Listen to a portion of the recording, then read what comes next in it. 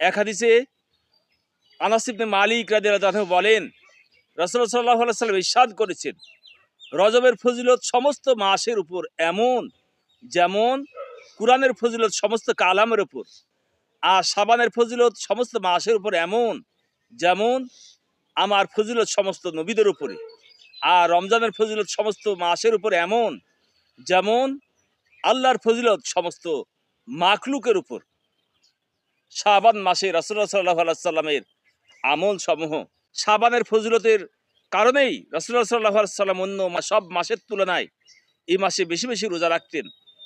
মা আয়েশা সিদ্দিকা রাদিয়াল্লাহু আনহা রাসূল সাল্লাল্লাহু আলাইহি ওয়াসাল্লামকে জিজ্ঞাসা করলেন, ইয়া রাসূলুল্লাহ, আপনি শাবানে এত বেশি রোজা রাখেন কেন?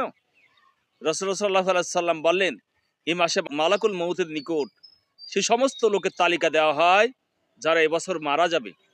সুতরাং আমি চাই যে আমার মৃত্যুর পরোয়ানাটা এমন সময় লেখা হোক যে সময় আমি রোজাদার।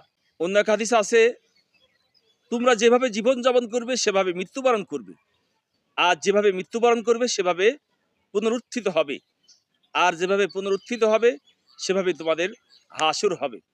সুতরাং শাবান মাস অত্যন্ত গুরুত্বপূর্ণ মাস। এ মাসে কেবল রমজানের অপেক্ষায় থাকলে হবে না, বরং রমজান আসার আগেই যাবতীয় গুনাহ মাফ করিয়ে নিতে হবে। আর রমজানে আমলের দ্বারা মর্যাদাই বৃদ্ধি পাবে, কেননা দিন মূলত তিনটি। ১ নম্বর বর্তমান বা আজকের দিন, ২ নম্বর গতকালের দিন, ৩ নম্বর আগামীকালের দিন। ১ মিনিটের নাই ভরসা। গতকাল তো চলে গেছে, হাত ছাড়া হয়ে গেছে, এখন আফসোস করা ছাড়া আর কিছুই নেই। তাই কবি বলছেন, যখন পাখিরা ফসল খেয়ে যায় তখন আর আফসোস করে কি লাভ হবে। অর্থাৎ জীবনের একটা মূল্যবান দিন চলে গেছে, এটাকে আর ফিরিয়ে আনা যাবে না। আর আগামীকালে কোনো ভরসা নাই, কারণ ভবিষ্যতের উপর কারোরই কোনো নিয়ন্ত্রণ নেই।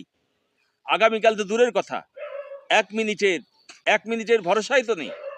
বিগত কয়েক বছর আগে বাংলাদেশের একজন নামি দামি গায়ক ফিরোজ শাহ শিল্পকলা একাডেমিতে গান গাইছিল, ১ মিনিটের নাইরে ভরসা, সঙ্গে হবে রং তামাশা। ১ মিনিটের নাইরে ভরসা, ১ মিনিটের নাইরে ভরসা। বেশ, গানও শেষ, তার দুনিয়ার লীলা খেলাও শেষ। সাথে সাথে ওই স্টেজেই বসাবস্থায় মারা গেছেন। মানুষ নামাজ রোজা না করলেও মিনিটের যে কোনো ভরসা নেই, এ কথা সবাই বিশ্বাস করে। সুতরাং আগামীকালের উপর কারু কোনো নিশ্চিত ভরসা নেই, বাকি থাকলে আজকের দিন। অতএব অতীত দিন থেকে শিক্ষা গ্রহণ করতে হবে, আগামী দিনকে ভয়াবহ মনে করতে হবে এবং আজকের দিনকে গনিমত মনে করতে হবে, সুবর্ণ সুযোগ মনে করতে হবে। ঠিক এই মাসের অবস্থাও তাই।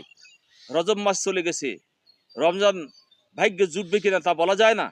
তাই শাবান মাসকে আল্লাহর ইবাদতের জন্য গনিমত মনে করা উচিত।